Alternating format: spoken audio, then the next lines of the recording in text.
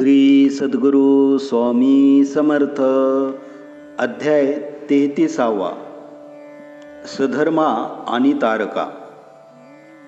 श्री गणेशाय नमः. सिद्ध मनाला नामधारका आपल्या पतीला जिवंत केले म्हणून ब्राह्मणीच्या मुखावर श्री गुरुबद्दलचे कृतज्ञता स्पष्ट दिसत होती. ती म्हणाली, गुरुदेव, माझ्या पतीचे निधन झाल्यावर एक साधूने माझे सांत्वन केले. सहगमन करण्यापूर्वी श्री गुरूंचे दर्शन घेऊन मगच प्रेतावर अग्नी संस्कार करावा असे सांगून तो गेला.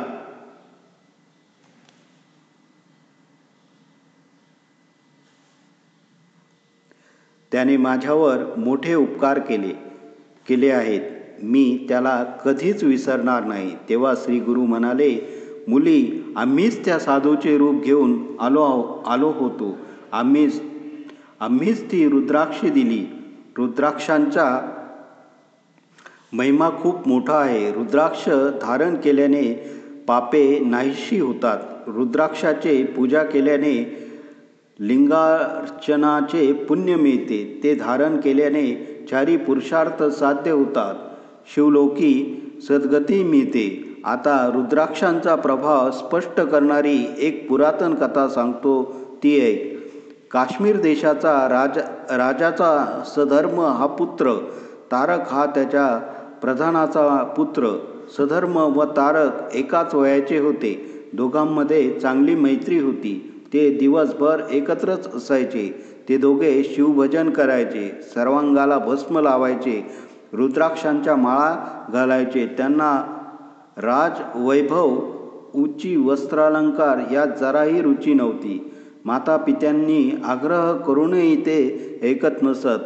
त्यामुळे राजा व प्रधान दोघेही चिंतामग्न होते. एकदा त्रिकालज्ञानी पराशर ऋषी भद्रसेनाला भेटण्यासाठी आले असता राजाने त्यांना सधर्म आणि तारक यांचे आचरण सांगितले. पराशरांनी त्या दोन्ही मुलांचे दिव्य दृष्टीने अवलोकन केले व म्हणाले, राजा, या दोघांच्या वर्तणुकीचे रहस्य त्यांच्या पूर्वजन्माची निगडीत आहे. नंदीनगरात महानंदा नावाची एक धनाढ्य वेश्या राहत असे. ती शिवभक्त होती. अपार दान धर्म करायची. तिच्या स्वर्णमहलात एक नाट्यमंडप होता. ती तेथे संख्यासहित नृत्य करायची. तिने मनोरंजनासाठी एक कोंबडा व एक माकड पाळले होते. तिने त्याच्या अंगावर रुद्राक्षाचे अलंकार घातले होते. तिने त्यांनाही नृत्य शिकविले होते. महानंदा वेश्या असूनही पतिव्रते समान वागायची. जो मनुष्य तिच्या घरी यायचा त्याची ती 3 दिवस पत्नी समान एकनिष्ठेने सेवा करायची.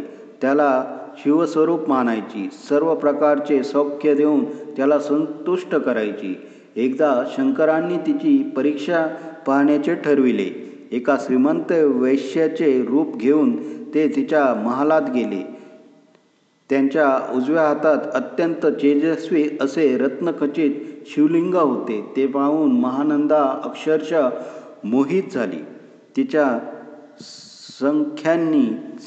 सख्यांनी त्याचे उत्तम आदरातिथ्य केले. महानंदेने त्या वैश्याला, आपण हे शिवलिंग मला देणार असाल तर मी सूर्य आणि चंद्र यांना साक्षी ठेवून 3 दिवस तुमची पत्नी होण्याचे वचन देते असे सांगितले. त्याने ते शिवलिंग तिच्या हाती दिले व म्हणाला, हे लिंग माझा प्राण आहे. ते जपून ठेव. त्याला हानी पोचली तर मी तुमची पत्नी होण्याचे वचन देते. त्याला हानी पोहोचली तर मी प्राण त्याग करीन. ते मान्य करून महानंदेने ते शिवलिंग नाट्यमंडपाच्या मध्यवर्ती स्तंभाला बांधून ठेवले.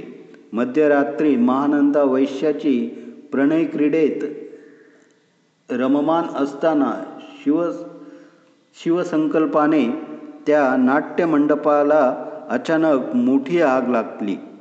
वेश्येच्या सेवकांनी व लोकांनी आग विझवण्याचा प्रयत्न केला, पण उपयोग झाला नाही.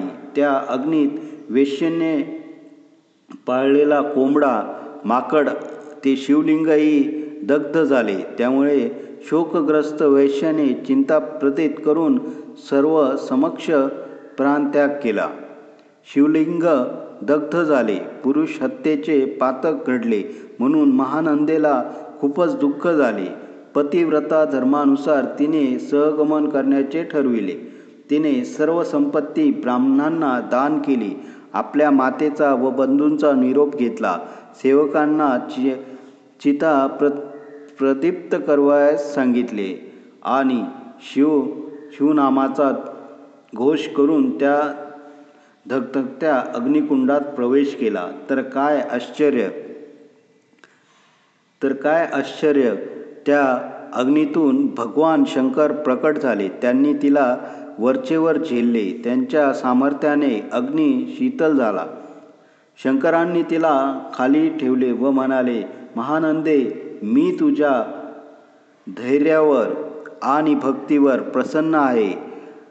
वरप्रसाद मागून घे. महानंदेने शंकराचे पाय धरले व म्हणाली, हे प्रभू, आता जन्ममरणच नको. मला माझ्या आप्तांना व सेवकांना तुमच्या चरणी अक्षय स्थान द्या. शंकरांनी महानंदेला स्वर्गमार्गे शिवलोकी नेले. तिला दासी व परिवारासह मुक्ती दिली.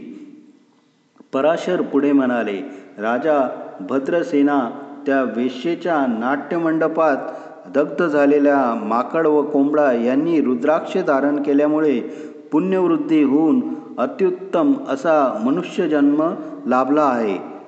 त्यांच्यापैकी एक आहे सधर्मा आणि दुसरा आहे तारक. पूर्वजन्माच्या संस्कारामुळे ते शिवभक्ती करतात, भस्म लावतात, रुद्राक्ष धारण करतात. त्यांचे पुण्य अगाध आहे. ते ऐकून राजा व प्रधान दोघेही थक्क झाले.